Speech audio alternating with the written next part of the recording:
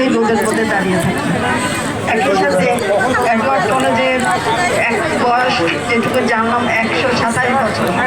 আমি খুব সম্মানিত বোধ করছি আমাকে সুযোগ দেওয়ার জন্য এখানে দাঁড়িয়ে কিছু কথা বলবো। কিছুটা সময় আপনাদের কাছ থেকে নিয়ে নিচ্ছি। আশা করি বাড়তি কাজ করে একটু পুষিয়ে দেবেন যাতে করে ছেলে মেয়েদের লেখাপড়ার কোনো ক্ষতিটা না হয়। আসলে আমরা কি চাই, আমাদেরকে এটাই ঠিক করতে হবে আমরা কি চাই।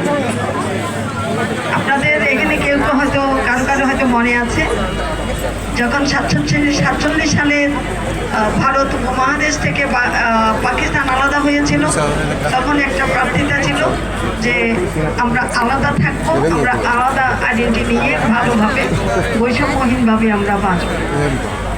তারপরে